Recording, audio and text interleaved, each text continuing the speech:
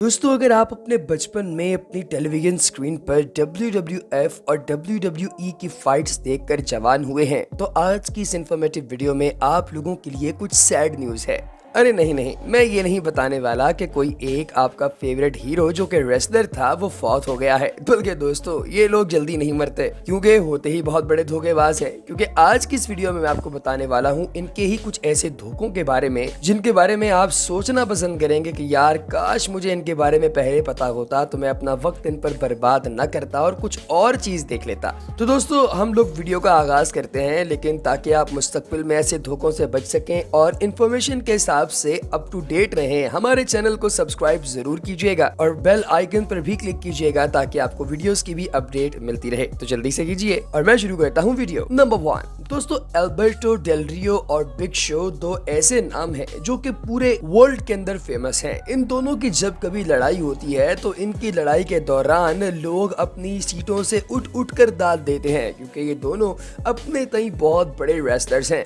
Alberto del रियो बहुत पुराने नहीं है, जबकि बिग शो तो आप जानते हैं कि काफी पुराने हैं। अल्बर्टो डेल रियो की एक किक है जिसे क्लेमोर का नाम दिया जाता है और ये किक है भी बहुत जानलेवा। दोस्तों, ये किस्सा है सन 2017 का, जब अल्बर्टो डेल रियो ने बिग शो को रिंग की रोप्स के पास खड़े होने के बावजूद एक स्क्रिप्टेड किक मारी। इनकी किक, जिसे क्लेमोर कहा जाता है, बड़ी जानलेवा किक है। ये उन्होंने अपनी तरफ से तो मारी है, लेकिन बिग शो ने ना तो कोई रिएक्शन दिया है और ना ही वो नीचे गिरे हैं, बल्कि वो एक बकेट उठाकर ऑडियंस में किसी की तरफ देख रहे हैं। जब उन्होंने देखा कि बिग शो ने कोई लिफ्ट नहीं कराई तो वो फिर से आए और दोबारा से यही किक उन्होंने हवा में मारी और अब की बार बिग शो नीचे गिर गए। अब जरा आप इसे क्लोज करके देखिए तो आपको अंदाजा होगा कि अल्बर्टो डेल रियो ने दोनों मर्तबा जब किक मारी है तो ये उसके चेहरे पर नहीं बल्कि हवा के अंदर मारी है। और बिग शो ने सेकंड टाइम रिएक्ट किया है, क्योंकि गंदा है पर धंधा है भैया, पैसे लिए हुए थे तो नीचे तो गिरना ही था।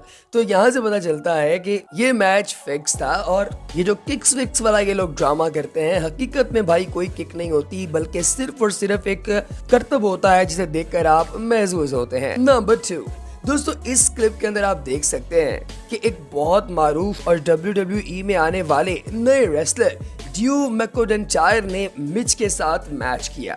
इस मैच के अंदर आप देख सकते हैं कि मल्टीपल जो स्क्रिप्टेड मूव्स हैं वो देखी जा सकती हैं। जो सबसे बड़ी स्क्रिप्टेड मूव इसमें देखी जाती है वो तब है जब ड्रू मैकइंटायर मिच को एक फेक किक मारते हैं और वो आगे से नीचे गिरने का ड्रामा करते हैं, और ऐसा ड्रामा करते हैं कि आपको देखकर लगता है कि शायद वाकईतन इन्हें किक लग गई है और मिच नीचे गिर रहे हैं। जबकि सब लोग जानते हैं कि अगर आप इसे थोड़ा सा स्लो मोशन में देखें तो ये किक गलत है, क्योंकि ये अगले अपोनेंट के मुंह पे तो पड़ी ही नहीं, ये तो सिर्फ हवा में थी। नंबर 3 दोस्तों, जॉन सीना के नाम से कौन वाकिफ नहीं। अगर आप भी जॉन सीना के फैन हैं तो कमेंट सेक्शन में नाउ यू सी मी जरूर लिखिएगा, ताकि हम जान सकें कि भाई कौन कौन सा जॉन सीना का फैन है जो कि हमारी वीडियो देख रहा है। और ये भी बताइएगा कि आपको फास्ट एंड फ्यूरियस 9 का इंतजार है या नहीं, जिसमें जॉन सीना है। हमें आपकी राय का इंतजार रहेगा।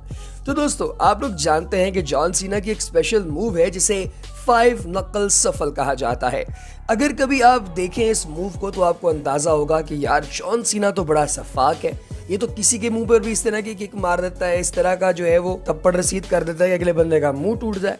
लेकिन जब आप गौर करेंगे तो आपको अंदाजा होगा कि हर दफा स्लो मोशन पर आप कोई भी मैच उठाकर देख लें जिसमें ये 5 नकल सफल मूव मारता है, ये हमेशा अपने अपोनेंट के मुंह से कोसों दूर रहता है और इसके जो अपोनेंट है उनके मुंह तक तो ये जाता ही नहीं है, उनको ये किक लगती ही नहीं है, जिससे पता ये चलता है कि ये भी मूव जो थी वो स्क्रिप्टेड थी और जॉन सीना पर से भी आपका एतमाद उठ जाएगा। दोस्तों, अब बात करते हैं ब्राउन स्ट्रोमैन की। ये एक ऐसा शख्स है जो कि WWE के अंदर बड़े बड़े वजन उठाने की वजह से फेमस है।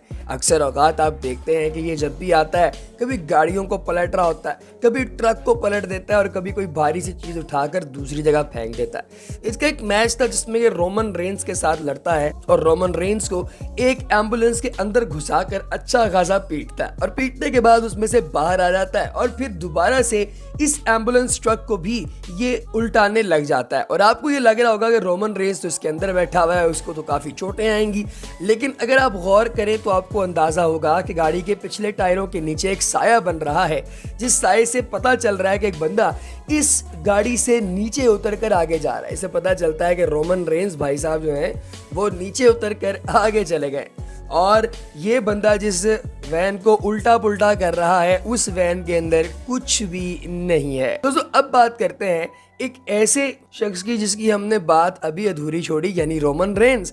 आप जानते हैं कि ये बंदा काफ़ी बीमार भी हुआ, फिर वापस रिंग के अंदर भी आ गया, सब कुछ हुआ, लेकिन एक दफ़ा रोमन रेंस जो है ये भी काफ़ी मैच के क्रिटिकल पॉइंट पर अपनी फेक मूव छुपाने के अंदर जो है वो नाकाम हो गए।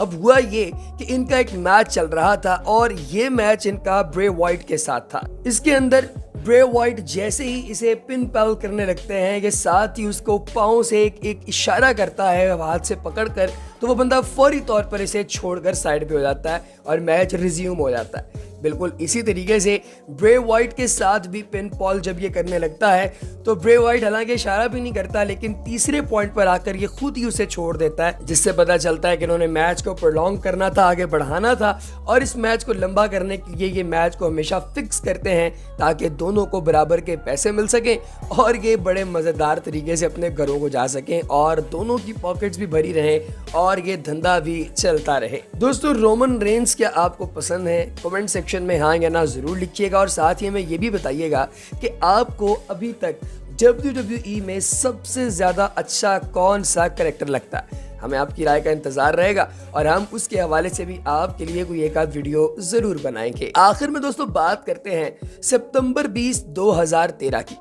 आप लोग जानते हैं कि सेंटिनो मरीला और जीटेजी, जिसे जेटेजी भी कहा जाता है, इन दोनों के दरमियान एक मैच हुआ। अब इस मैच में सब कुछ बिल्कुल ठीक चल रहा था, लेकिन इसके अंदर एक चीज ऐसी थी जो बहुत ही अजीब थी।